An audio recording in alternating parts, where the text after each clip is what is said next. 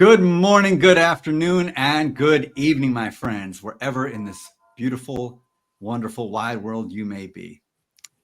Or if you happen to be coming to us from another dimension, that's pretty cool too. And if you are coming to us live from the fifth dimension, do us all a favor, drop some stock tips in that chat. That's all I'm saying. I ask you for more than that. Claire did not prompt me to say that, but come on, real talk. You know you can hook me up. It's no skin off your tail. We're good.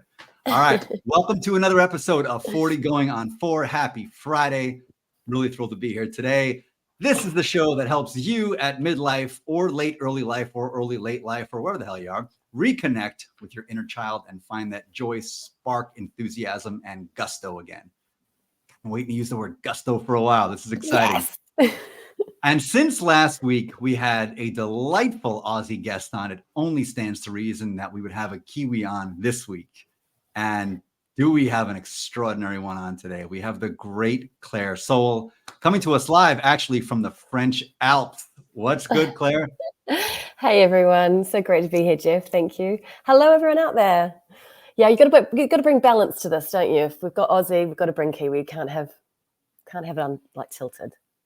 No, absolutely not. And so that means next week we got to stay in Oceania. So if you know anybody from Papua New Guinea who wants to come on, that would be awesome. If you have any Samoans or Tongans, always welcome.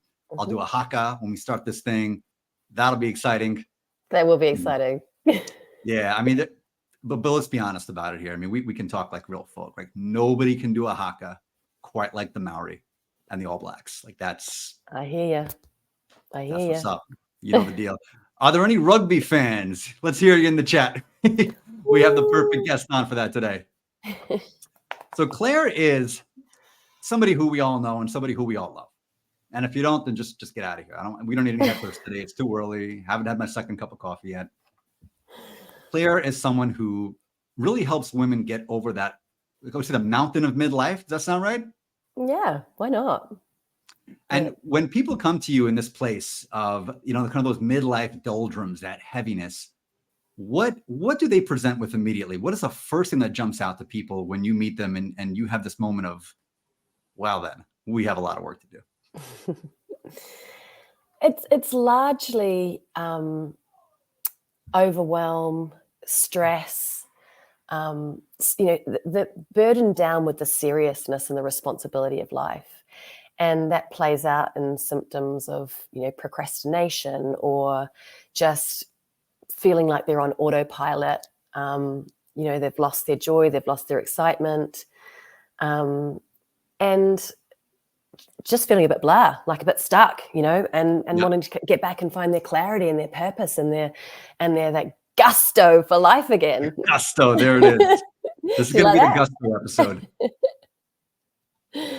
That's it. And what is it that weighs them down? Like what are the things they come to you with? Because I know folks go through this all the time, but today we're really kind of focusing on what really gets women specifically at this stage of life.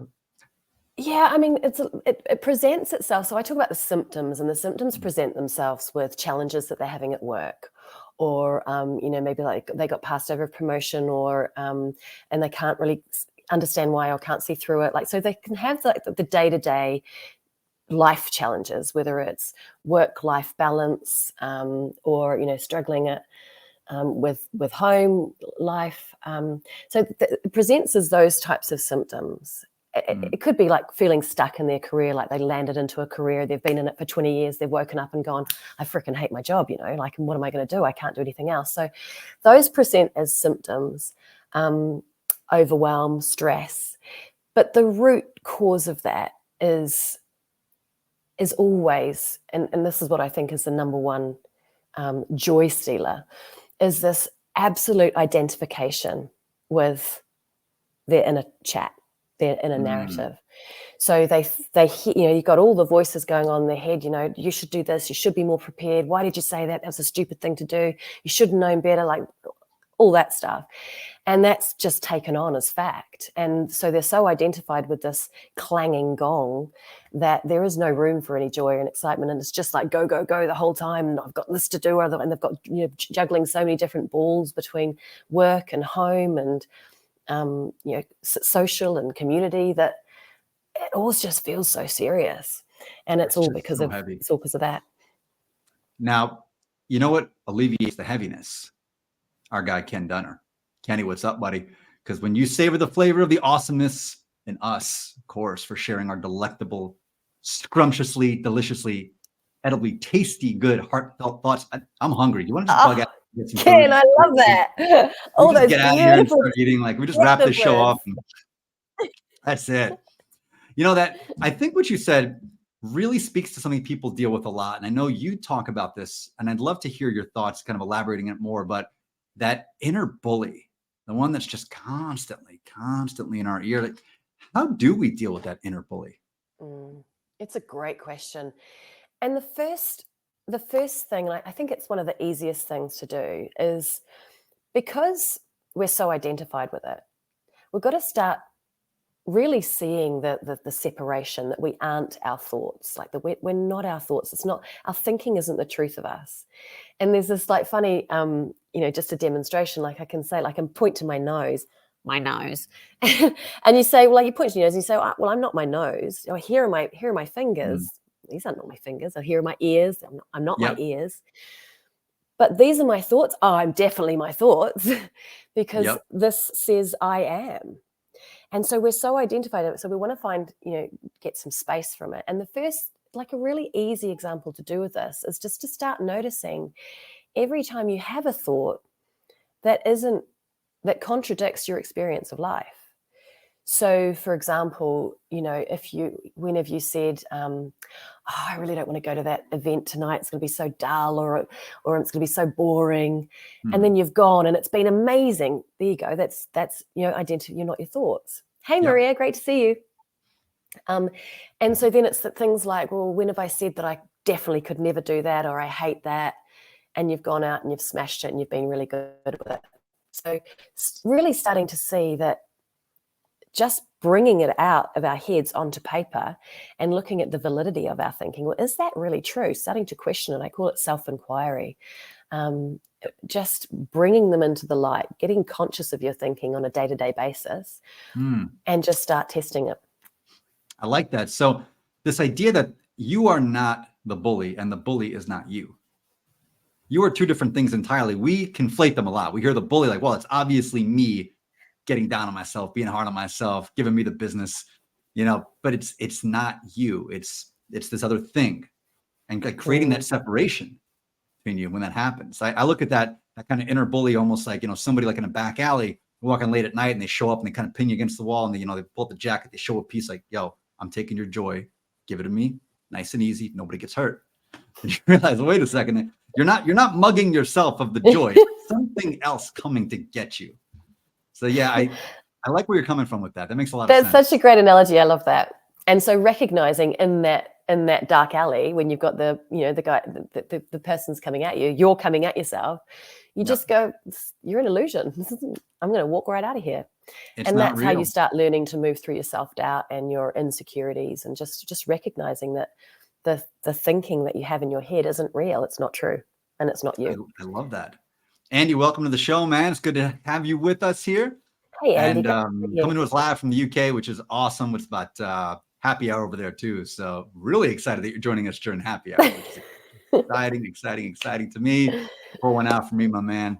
Claire, I think about this a lot because this is something that a lot of my clients deal with too, particularly when I'm writing for them and they have to deliver. And this inner bully is just all up in their business. Like, you're not good enough. You're not smart enough. You're not clear enough. You're not articulate enough. You're this, you're that, and the other. I'm like, you're getting mugged by something that's coming to take your joy.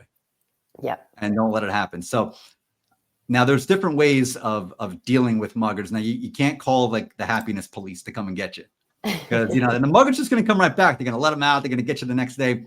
How do you deal with this on a long-term basis? So we've created that separation, but it's going to come back because it always comes back. Can you just keep doing that, or is there something else you can do too? Yeah, I do think after a while, I mean, there's lots of different ways, but I think, certainly looking at our belief systems. Hey, Olga, great to see you. Belief systems are absolutely the core foundation of every action and every result that we create in our lives. And belief systems is just another thought that we've had on repeat again and again and again for 20, 30, 40 years, right? So it's still a thought, but they play a little bit more hardball, they really feel real. So there's, this inner self-inquiry work, there's depth to it, right? But ultimately, it is the separation of seeing the thoughts. I mean, when I was in the corporate world, and I still get it now, like I really suffered with imposter syndrome. And this work that I've done, like over the years, so when I get, moments of self-doubt now or imposter syndrome, like, you're a fraud, what are you doing? I see it for what it is, and I just laugh. Like, it's just like, oh, there she is again, And so you can, after a while, just start moving through it. But to start off with, it's so invisible to us. Like, this thing rules our entire reality, and yet 95% of our thoughts are unconscious. They're invisible to us. Only 5% of what's going on in our head is conscious for us. So, that's in itself like you can recognize that there's quite a lot there to deal with. But our feelings are a great emotional guidance system. So 95%, you're telling us, so 95% of what's swirling around here it's not even consciously available to us. No. We don't even know it's there. It's like a background program running. Yeah. But what's so amazing about our system and the magnificence of this incredible ecosystem that we exist within is we have been, dealt with emotions, an emotional guidance system. So even though you don't know what thoughts are going on, you have awareness through how you feel. Like, so if I'm feeling a little bit insecure, if I'm feeling like a little bit uncomfortable, I may not know specifically what it is, but I know that there's some shit programming coming into play, right? So that's when you want to stop, recognize, how am I feeling? Where am I feeling it? What is that feeling? Right? Really name it. Is it insecurity? Is it doubt? Is it anxiety? Is it anxiety? Is it shame? Embarrassment, all of it, like, call it out, and then start getting to the root of, where have I felt like this before, and where do I think it's coming from? Really dig in. Where we go with the emotions and feelings is, and this is such one of our greatest misunderstandings, is we think that our feelings are telling us something about the future. Yep. Or we think our feelings are telling us that our thinking's accurate. You're not good enough at this. And the reason you're not good enough is because you feel terrible. See, so your feelings are telling you that you're terrible at this. It doesn't work like that. No. And of course we have, every one of these shows, we have like a mic drop comment from Aliana. And of course this week is no different. And this is profound. This is going to sit. And I want everybody to kind of marinate on this comment for a second. It's like you got a good roast, and you got to get that good rub on it too, especially that good herb, like the herb de Provence. You really want to get that in there. Let it sit in the fridge to really seep in. Let this one really seep in. This is great. That is beautiful. Make peace with your inner judge by agreeing with it. That's powerful. You lose all that polarity and resistance by doing that. And then it just melts away. Yep. Like someone said, resist, right? I'm sorry, say it again, Claire. Whatever you resist persists. So as Aliana's saying, if you grip with it and grapple with it and no, that's not true. Absolutely. One of the first things I learned when I started my comedy journey a long time ago, back when the mental illness was really peak, which is the only reason you can get on stage and do that, by the way. It's the only route. But all the other comics would tell me, and this is, of course, New York, and you live there. You know how it is up there. You got to take these hecklers and you got to gut them like a fish. That's the only way out of this. You know what I mean? You let them get over on you, you're screwed. And so this is what I internalized. And then you realize the more you do it, the more hecklers show up, and you're attracting more, and you go back and forth. And then I just tried something one set. One guy just got up, and in fairness, it was not a good set. He was within his rights. He said, "Get off the stage, you suck." And I just looked at him, I smiled, and said, "You really do, you're right." This really does suck, man. And he actually started laughing, and the whole crowd started laughing, and that was it. It was over. Amazing. And I had him eating out of my hands the rest of the set. And thank God for him, because it really was a bad set. It was nothing funny. And he turned it around, did he?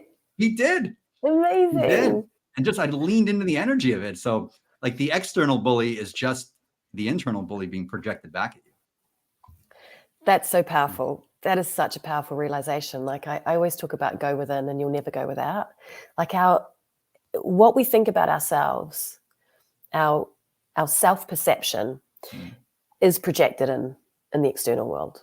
So we're always feeling our thinking, or we're always seeing the reality of what we think of ourselves.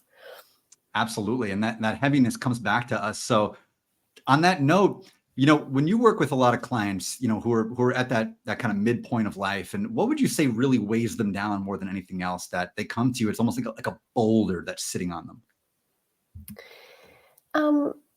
Yeah, I mean, I think just really, I mean, it comes down to mindset. It comes down to not understanding how the mind works, that we are literally creators of our own reality. And so, they can wake up in the morning, and this isn't just women, right? This is men and women all over. But the first thing we do when we tend to wake up in the morning is either grab our phone. So we're straight into it right away, like into the judgment of its social media, the comparisonitis, and so we're already like marinating in sort of like stinky thinking, and then from there, then you start thinking about your to-do list, everything you've got to do today, and it might be like, got to get the kids off to school, and I've got to do this, and I've got to get this prepared, and what's that teacher going to say about this, and I've forgotten it, blah, blah. And then work, I've got that really tough conversation, I've got that meeting, and I'm like, gosh, I've got to make. So this internal narrative is constant, right? And so we're setting ourselves up from the moment we open our eyes for negative vibes, low vibes. And as we're just sort of alluding to, everything in this universe is energy, and everything operates on vibrational frequency. So if you're consistently sitting in low vibes, negative vibrational frequency, negative feelings of worry and anxiety and overwhelm and stress and future projective fearful thinking, then you're going to continue to replicate that. Like, that's how the universe works. It cannot give you anything else other than more negativity. And so that's the biggest thing I think that weighs women down is all the responsibilities, creates all the thinking, creates all the negative energy, the emotions, the overwhelm, the doubt. And that just keeps replicating itself, and they're not aware of it.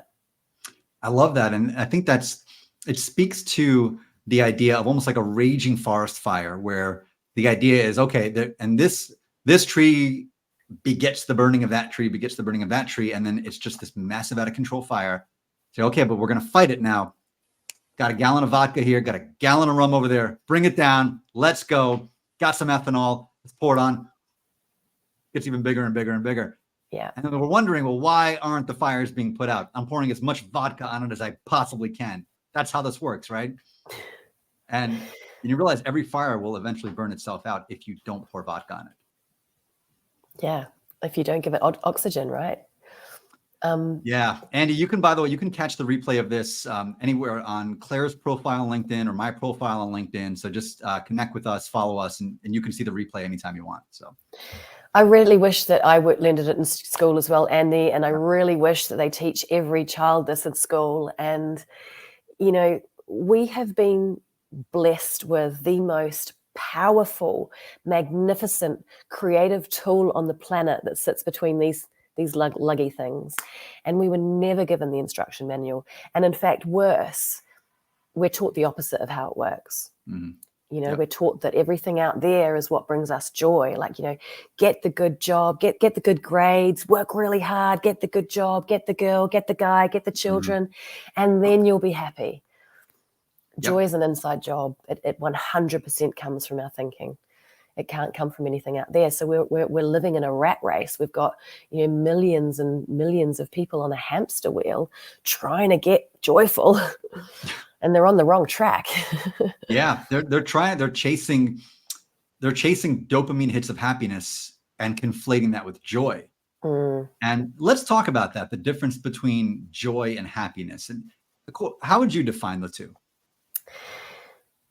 Happiness is like a feeling state. It's like pleasure is, the feeling states of, or mental states of pleasure are happiness and excitement and entertainment. And, that they seemingly come and go with things, with, stuff that happens. Whereas joy is just an inner, innate emotion. It comes from within. It's always with us. It never leaves us. It's like our innate resilience. It's like our innate wisdom. It's our clarity, peace of mind. That is always there. Nothing and no one can take that away from us. It's a limitless capacity. And the thing that robs us of it is really our thinking that it comes from out there. Yeah, it does. The joy mugger. Say the joy mugger's there. And Kimberly's comment's great. I love this. So important to be connected to our higher power. And I think that is very often misunderstood and I think misrepresented of what that higher power means. And for a lot of people, spiritual or religious language doesn't resonate with them. And that's fine.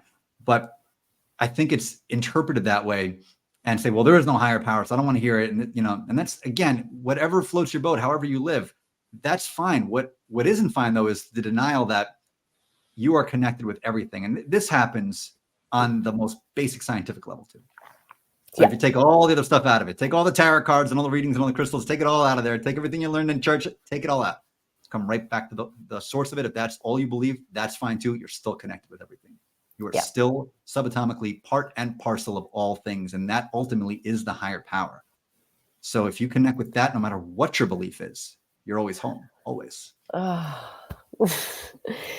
And what a magnificent power that we're connected to, right? It's the reason that I always talk about that we're limitless beings.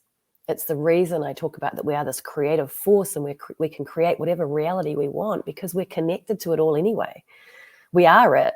We're not the waves, we're the ocean. we're it. We're the ocean. Like manifesting is a wave here and manifesting is a wave there. And all the waves judging the other waves like, oh, look at that wave. Can you believe it?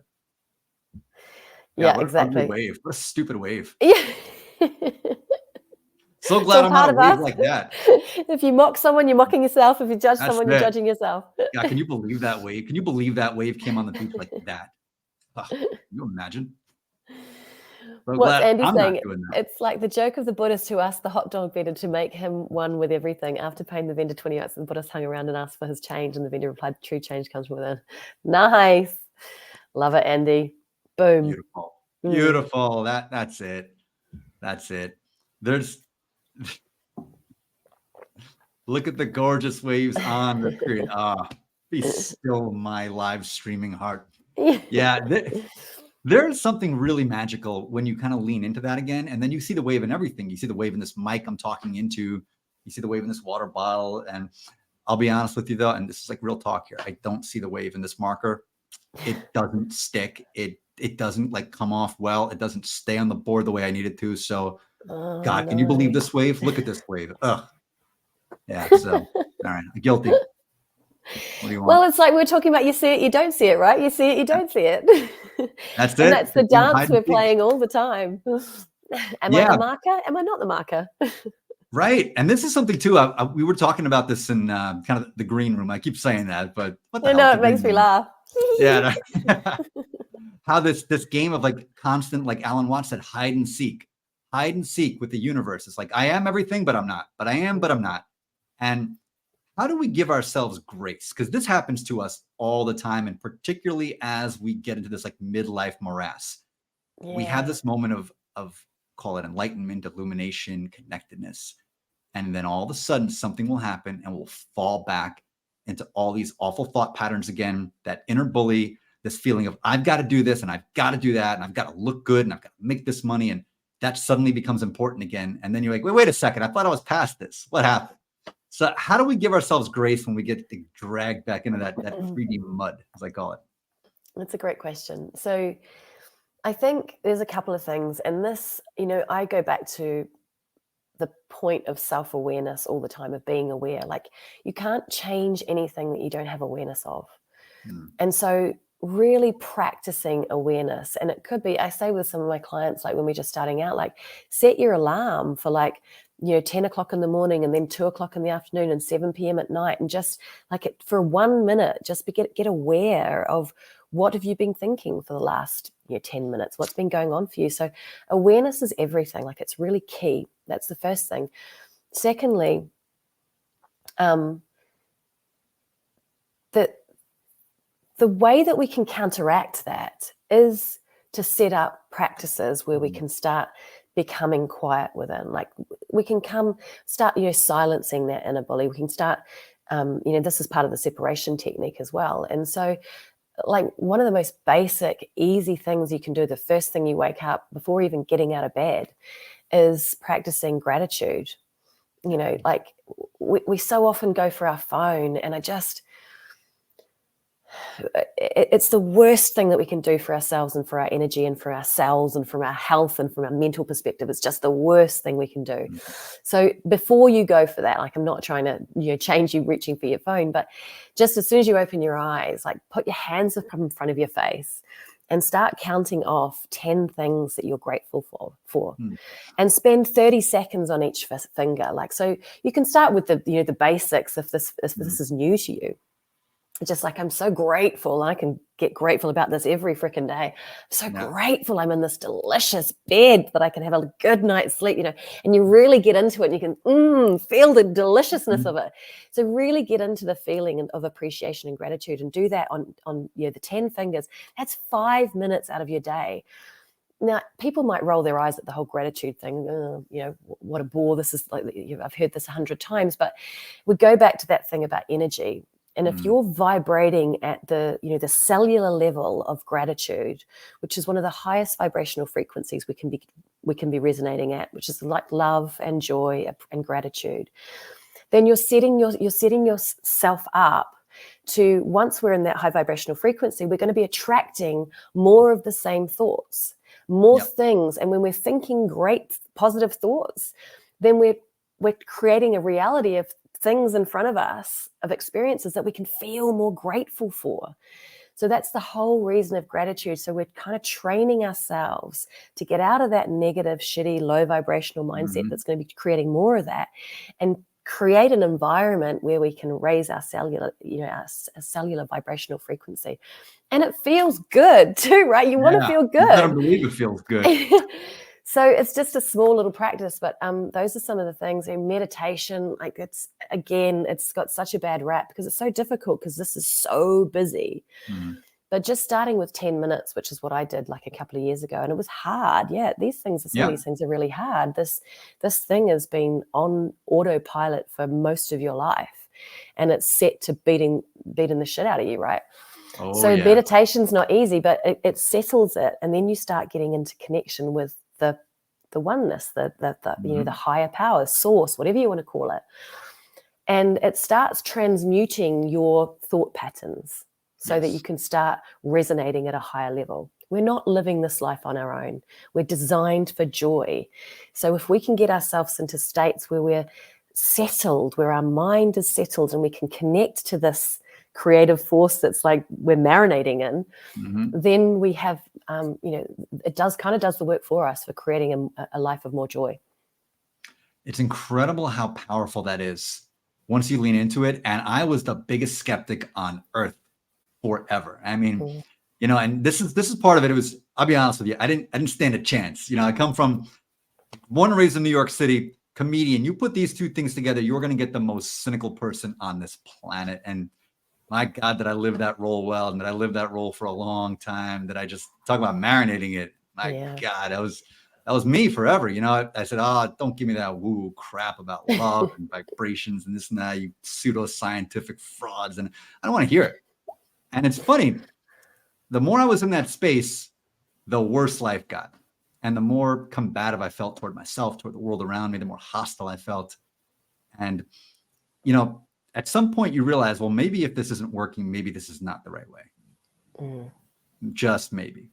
Yeah. Could be wrong, but maybe. And then that surrendering happens, and then everything just unfolds in front of you. And you realize what you were turned off by was not the message, but it was the messengers and the things that it was cloaked in. And there is a lot of chicanery around it, to be generous. And generous. you realize that was what turned you off. It wasn't the core of what was being communicated. Yeah. But sometimes you have to come to a truth by yourself, on your own path, on your own time, your own journey. And it became so manifestly clear to me. And then, as Kimberly said, that vibration of love, it just swallows you whole. And once you're inside of it, right? Oh my God, like when you step outside of it, how does that feel when you're outside of it temporarily? It's like, yeah. Well, that's why I think it's so amazing, though. And that's why I think we've also misunderstood emotions so much. Because when we step out, like if everything is love, and that love is all we is, right? Love is all we are. So when we step out of it with negative thinking and fear and lack and judgment, it feels yuck, right? It does. So that non-being part of us is like that. That's always, it's resonating in love the whole time. That the part of us that's always home, that's sitting there going, hey, what are you doing with that shitty thinking? Here, have some anxiety. Here, have some worry. Have some overwhelm. Because here I am. I'm standing in the vibration of love. Just come here. Come with me. But in order to do that, we have to come back to we have to raise our vibrational thinking frequency by coming back to thoughts, joyful thinking, gratitude. Yep. I'm grateful for this. Boomerang back home. I love this comment by Jen. This is great. We can accept cynicism and woo. I love that. Yeah. Because I think cynicism, if there's nothing but cynicism, then you're just in opposition to the entire world. But I think it's that 3D check, which is important sometimes, because, if you believe everything, then you're going to be led astray in a lot of different directions. And it's important to have that kind of discernment filter when certain things are coming your way. But I think that they can exist within kind of the greater scope. It's a difficult dance. And that's where that living in 4D really comes in. Like, how do you live in this dense, hard reality where you're cynical about everything versus how do you live this 5D reality where everything's connected and it's all perfect? But then how do you meet that in the middle? I think that's where the real magic is. That's tough. Yeah. And I think that's where grace comes in, right? Massively. But I also think, we get, we want to have the good life all the time. Like we want to have we want to feel good all the time. And the moment we're not feeling good, we're like, oh my gosh, this is terrible. Like we don't recognize that polarity is absolutely critical for us to have any experience of life, right? You can't have, light without dark. It's not possible. You can't have the ups without downs. You wouldn't know joy if you didn't know despair. So, it's embracing the ebbs and flow of life rather than when we're in the trough or in the ebb going, this is a disaster. Like, I think there's something about getting curious because tension creates resolution, right? Tension. Nothing has ever been created without tension, without that, like, oh, this is terrible. Yep. And so getting curious about the tension, whatever it is in your life, gives you a different perspective. It's like, oh, I wonder what there is for me to learn about this. I wonder what this situation is trying to teach me, what it's trying to show me. Not to bypass your feelings. Like I'm not suggesting that, of course you're going to feel anxious and you go with that. It's horrible. But not to think that my life is over and this is terrible. It's to think, there's actually something beautiful that can come out of it, that there always is. Anytime there's tension, there has to be resolution. If you look at anything that's been created in life, it's come from tension. So I think embracing that polarity is so much better for us to, experience more joy in our life as well. I love it. I think that there's an alignment with, we're going to get grand now. We're good with that. We're going to get super grand. Buckle up. I think it is a fractal of the entire experiential journey of the universe itself playing out through us. Because what is this entire thing if not an experience in contrast? If not an experience in polarity? Now this is something you first have to accept, whether you want to or not. It's entirely up to you, and is everybody watching, But the idea of, if everything comes from this place, this perfect place, I obviously have a word for it, but this place where it's simply light and connection and perfection and everything is great, that's wonderful. But how can you ever experience that in its own glory and majesty if you don't understand the opposite, if you can't experience the opposite? To your point, how can you know what love is without heartbreak? And how can you know what good health is without poor health and illness and injury? So it's all these polarities working off each other. And this whole thing is going through the trough to come back out on the other side. It's like this long journey home. And part of what really drove me to, create this show here and to build this community we're doing is because this trough really manifests in midlife like no other place. I feel like at midlife, we get as far from that source, as far from home as we ever get on this journey. Yeah. But this is the turning point where you can go one of two ways. You can stay in the trough, or you can find your way back to the light. So how do we get back home? Yeah. So I think you're connecting with our inner child, like, and remembering, like, looking at the world through the eyes of a child. Like, they're so curious. They're so, hey, Maria, they're so curious. They're so joyful. They're so present to the moment, right? Mm-hmm. Even when they're upset, even when they're crying their eyes out, they're like, Moo! And then they see something over there and they're like, oh, yeah, I'm good. Yeah, like, doesn't stay with them for more than a minute. Nothing stays with them. They're so present to the moment. They're so present to the joy and the magic of being alive and the curiosity. And I think there's a really important part of reconnecting to what we loved as a child. What were the things that you just spent out, like time went away with you. You spent hours and hours, whether it was playing or imagination, or, for me, it was writing poetry. Like, what was that for you? And I think by the time we get to like the midlife, because it feels so heavy, is because we've become so identified with this flesh suit of who we are, our own personality and identity. And so we're constantly battling in our, again, this narrative with the infinite self, I call it, the ego self. And so if I say to people, like, get back in touch with your inner child, what did you love doing when you were a child? Like, generally the bully comes in, or the critic comes in and says, well, I don't know.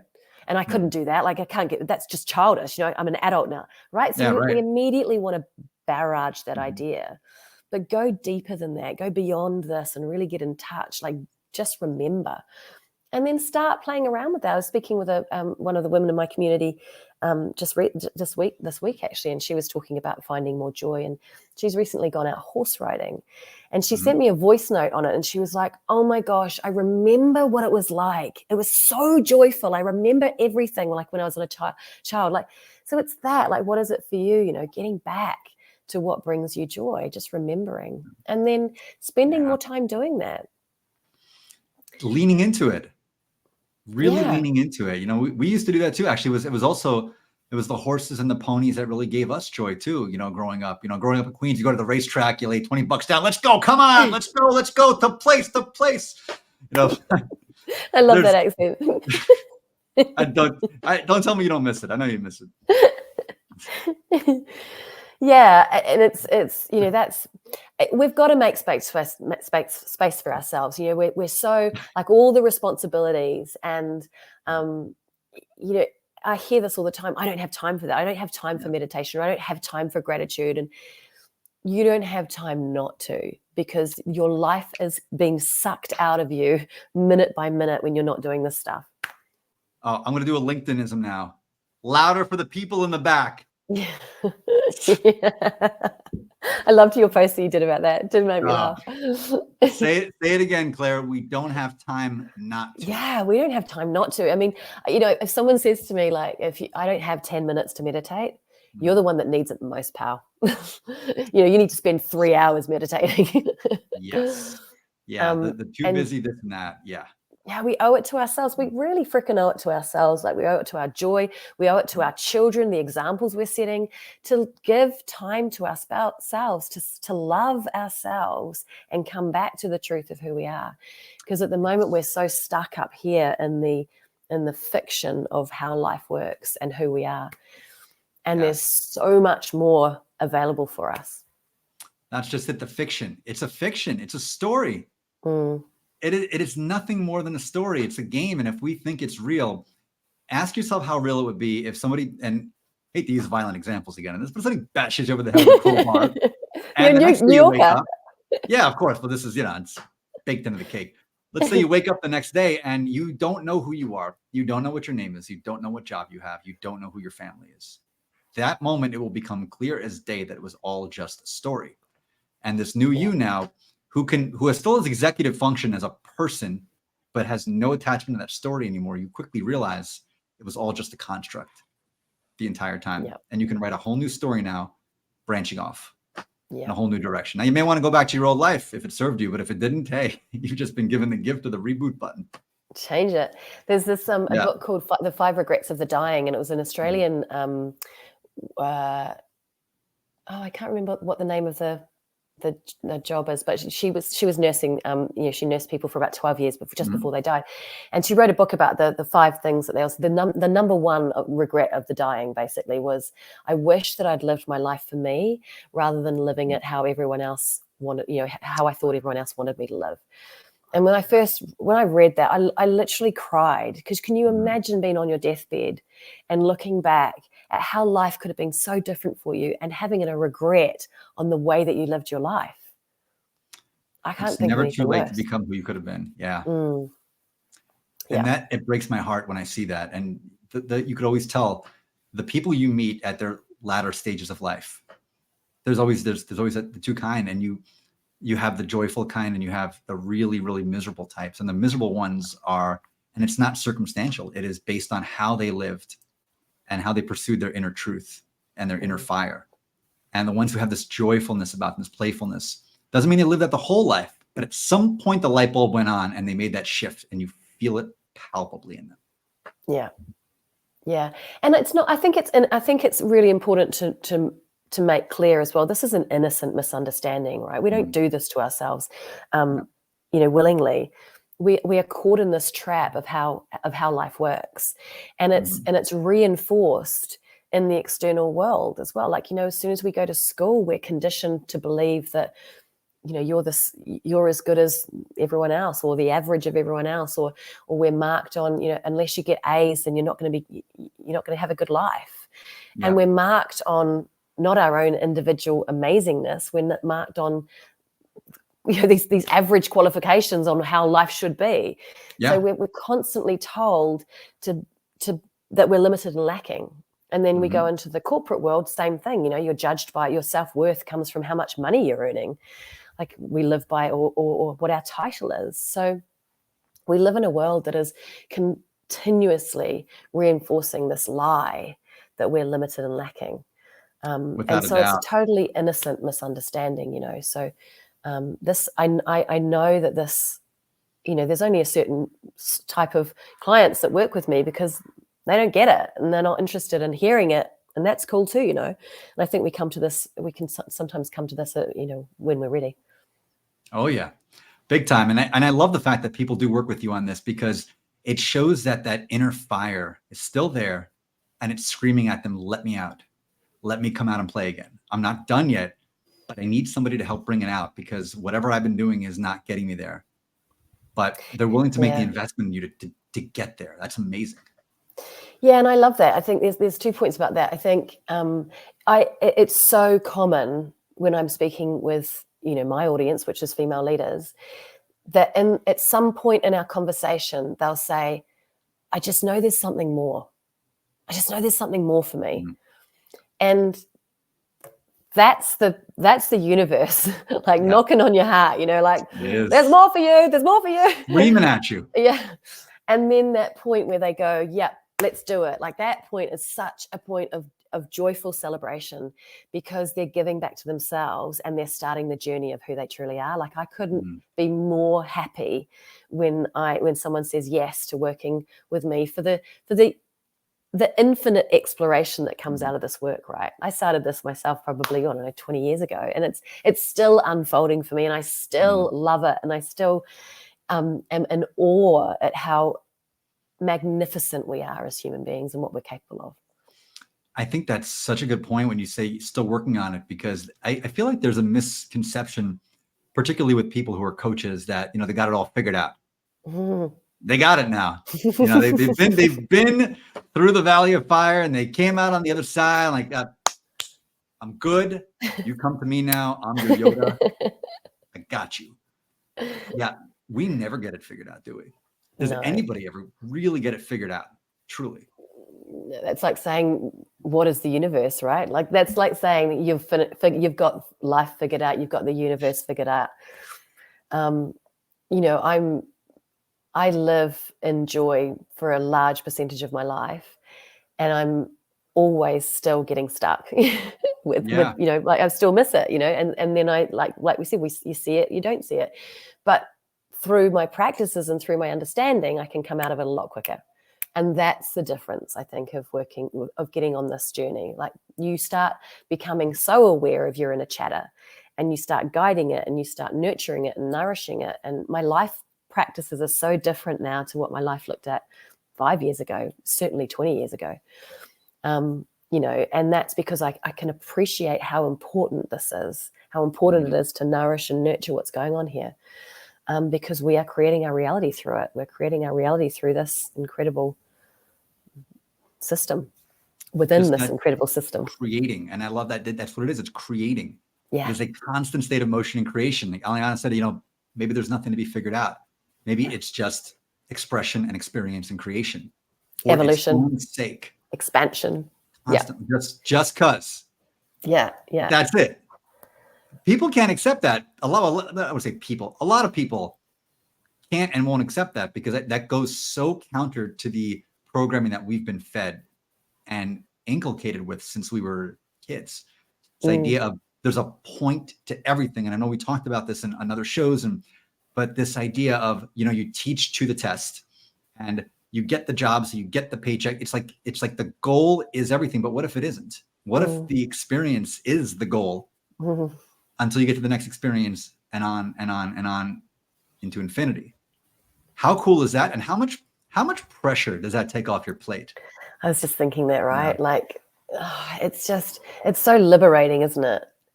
To realize that there's nothing to do. And if we can just sit in being, then, oh, sorry. We lose you? Oh yeah, are you there? Yeah, the Alps get a little weird sometimes.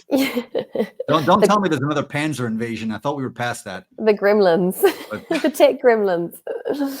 Yeah, and if we spend time like sitting in the being, like who do I want to be, you know, and what values come from that? Like the doing kind of takes care of itself. But as you said, the program is so much like, gotta have a goal, gotta do it, gotta do. You gotta do it. Gotta do it all. And if you don't, you're a failure, and you blew it. Yeah. So a lot of people won't be able to hear this because of the conditioning, and they've done a great job on us, right? Yeah, God, have they ever? And I mean, I fell victim to it for years. Oh, me too. Especially when you're in sales, you have quotas. I mean, you're so oriented to specific, numeric, tangible accomplishments, and there's the cut line between success and failure, and it's really clear to see which one is which. Hit this, you're success. You don't, you're a failure. Now, either way, you're going to drink your face off every single night because you were in sales. This is whatever.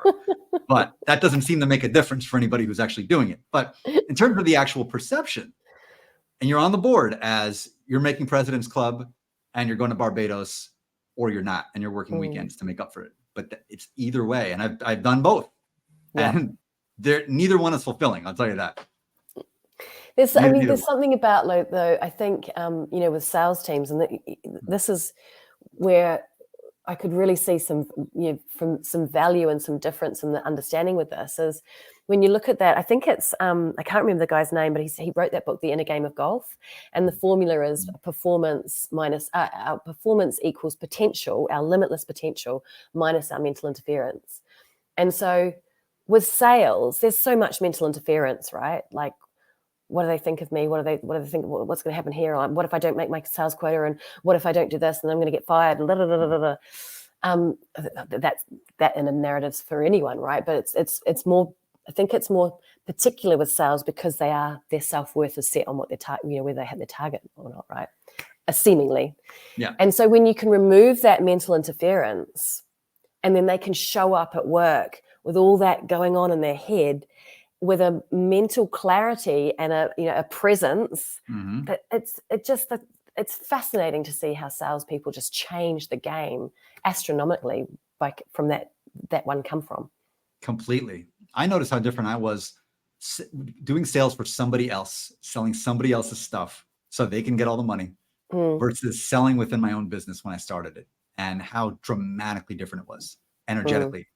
And not just because I believed in what I was selling this time around, that helped. It was this idea of, I'm excited to do this today. You know, if I sell a lot, great. That would be the goal. And if I don't, I'll figure it out. I was just excited to do it. And to this day, I get calls every day, and I'm just excited to take them. When they come in, I'm excited to have the conversation. And if I don't close, I don't close. That's cool. And if I do, that's cool too. And it's just fun. It's that detachment, isn't it? I think it is. I think that's what's beautiful. Like you realize that, you know, it's not that I don't set goals or I set intentions really, like, and I'm very clear on them, but I'm also very clear that my self-worth isn't attached to whether I hit those goals or not. Yes. And so that gives me a freedom to just sort of play, like you're saying, just play, have fun, get curious. Yeah. There's not so much like, oh, I've got to make that target, otherwise I'm useless, otherwise I'm not good enough, or everyone will think that I'm a loser, or, you know, I don't have that going on. And that's anymore. the thing. And that's, talk about that programming that we carry in midlife, this fear of being perceived in a certain way, being perceived as a loser or a failure or not as good, this or that, you know, and it doesn't matter who you are or what background you come from, that is so woven in, so deeply woven in. And we all have it in different cultural contexts. And sometimes men have it different than women in certain ways, sometimes exactly alike. But I'm curious, from your perspective, with particularly the female clients that you've worked with, what would you say are very kind of uniquely, I would say kind of middle-aged, midlife fears that really kind of seep in, and the ones that people are just terrified of not living up to? I think a really common one is dropping the balls. And it is like this fear of judgment, and which is ultimately fear of rejection. So if I'm not Superwoman, what will everyone think of me? Like, or what's going to happen to me? Like, when they realize, you know, an imposter syndrome comes into this a lot, when they realize that I haven't got it all together. And so that creates, again, very common, it creates an environment of where they feel like they need to be in control of everything. And again, you know, so perfectionism comes into this a lot as well. So, but if you have a life where everything has to be so controlled, then where is the room for joy? And that comes back to, as well, the whole idea of control comes back to believing that I'm limited and lacking. Because if I don't have all the balls, like everything's not lined up, if I haven't got perfect control over everything, then that means that I'm not good enough.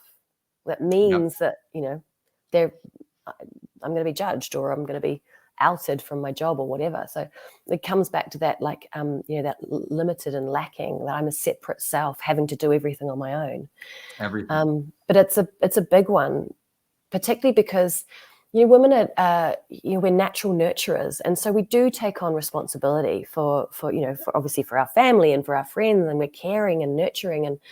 And so that sort of heightens the importance of the balls that we've got going on in the air and the need to keep juggling them all. And I think that's a big part of the 40, you know, you hit 40s and you're sort of like, I've just got so much on my plate, you know, and success is important, and we have to be seen to be doing it all.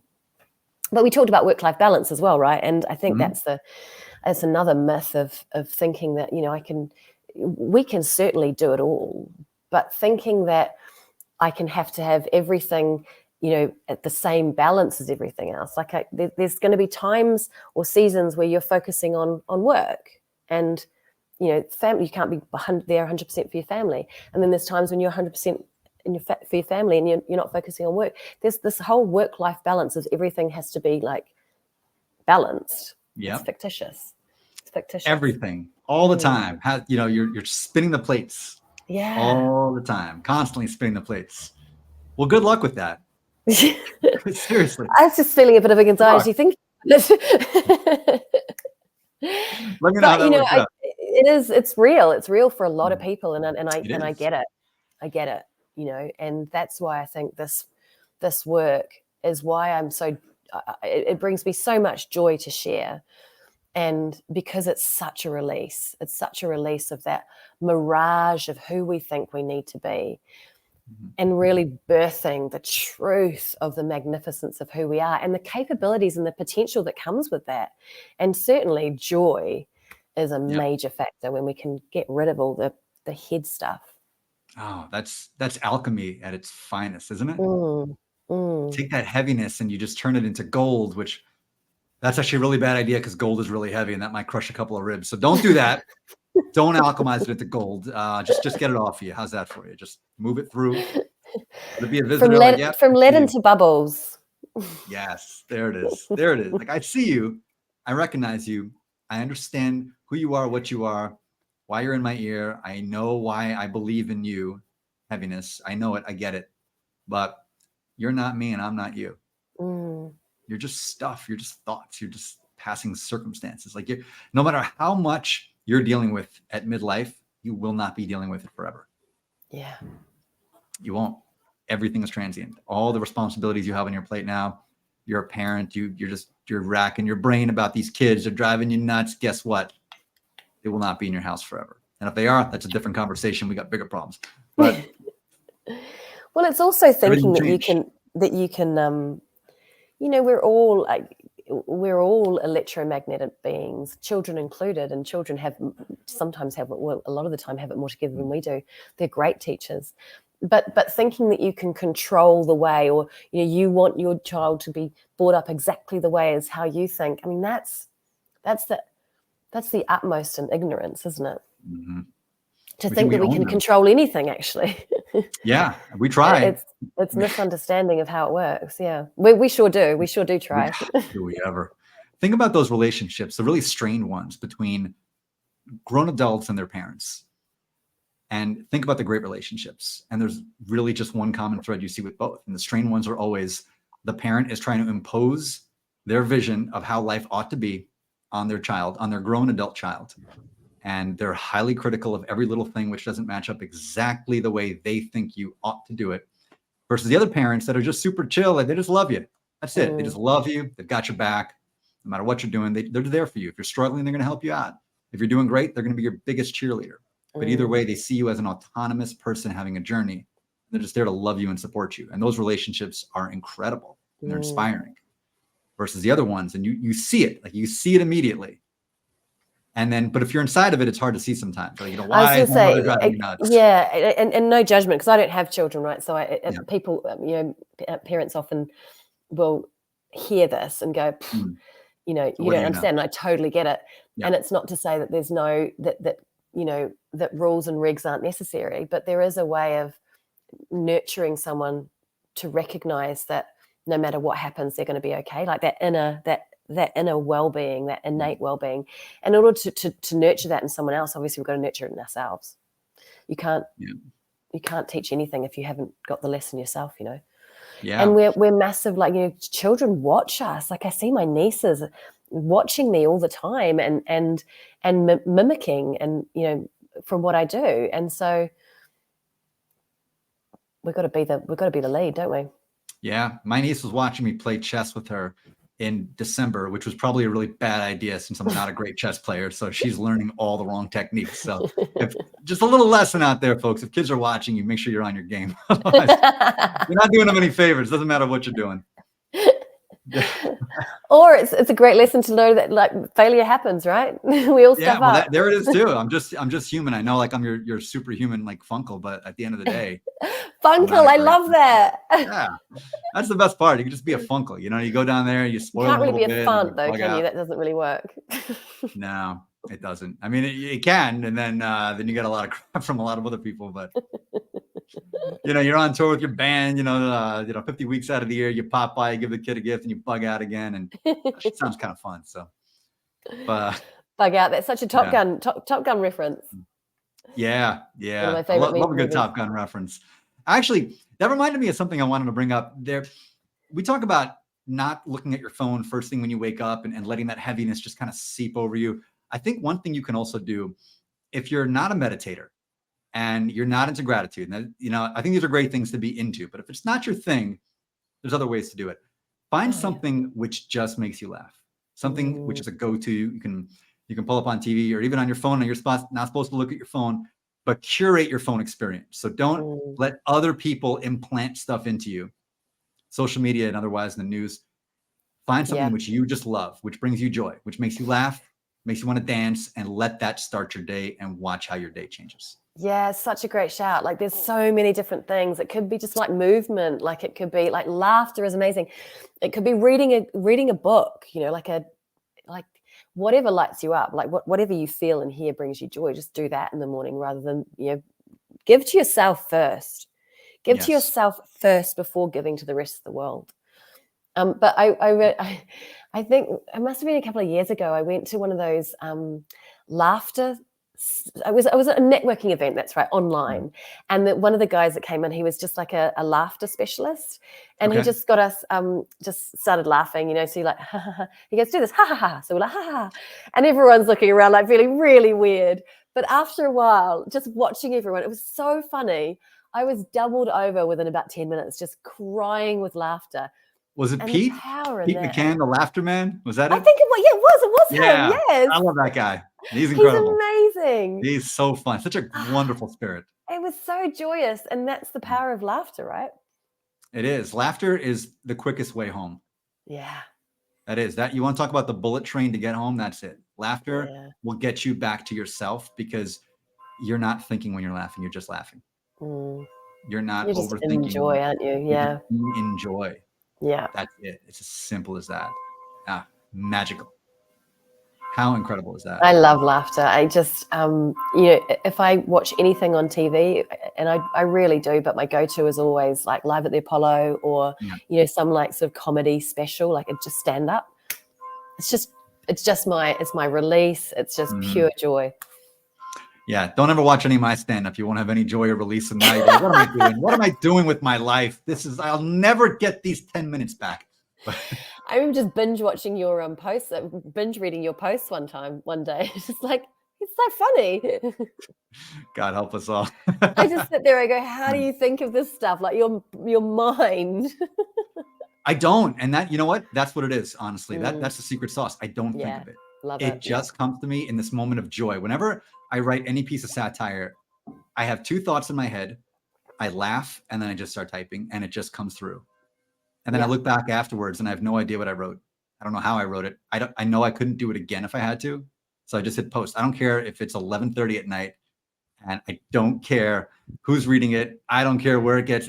This is funny to me right now. So I'm going to joyfully share it. And I don't care if I get 2 likes or 200, it doesn't matter to me. And I think that's so key. That's so key because someone out there somewhere, you're going to give them a smile, you know, like Laurie says post those stand-up videos and I 100% agree, Laurie. And Melvin, there you go. I liked your stand-up. So you're being let's put it this way, that the stand-up that I've done that I have on YouTube anyway is not stuff that's LinkedIn friendly. Let's put it that way. Right. Not linky friendly. Not particularly. I say things like if I'm walking, but maybe. You know, walking in the streets, I'll say things to people. I'll compliment people all the time, whatever I'm thinking. If it's a nice compliment, I'll just say it out randomly to people. And if I'm walking with friends, they just like, stop that. It's so embarrassing.